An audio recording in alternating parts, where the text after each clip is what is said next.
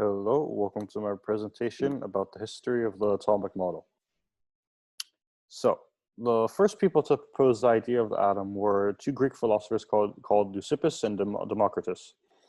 In the 5th century BC, what they said was that if you divide matter enough, eventually it becomes indivisible. So there's like some small amount of matter that you can't split up any further.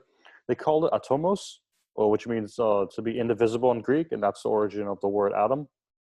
At the time, it wasn't a very popular theory, but there was a man called John Dalton who several centuries later decided to expand upon that, and he proved with experimentation that yes, every element is made up of atoms, and if he added to it by saying that these atoms have unique properties, such as mass, that are unique to atoms of like that element. So, for example, iron has a different mass than copper atoms, but every iron atom has the same mass of every other iron atom, and unique properties.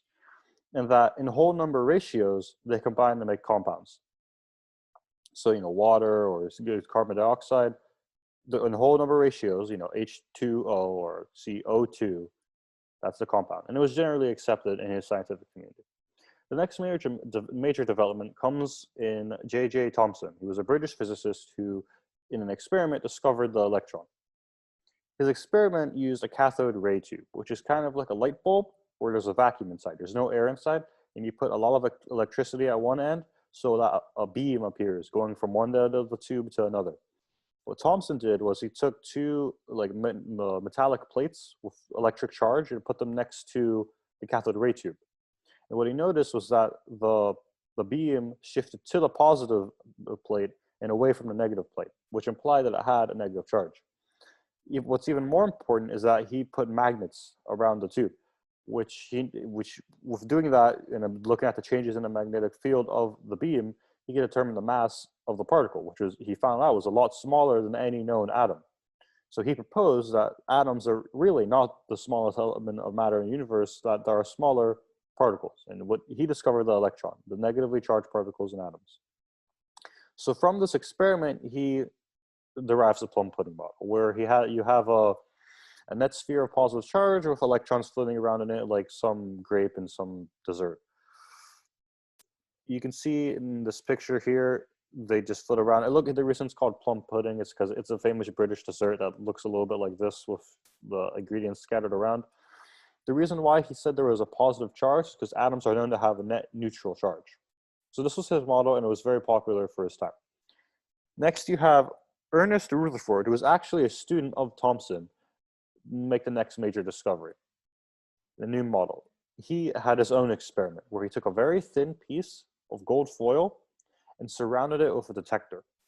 Now, what's important about this experiment is that he took very lightly positively charged alpha particles and fired them at the gold foil. And now, he had been running this experiment to try and provide evidence for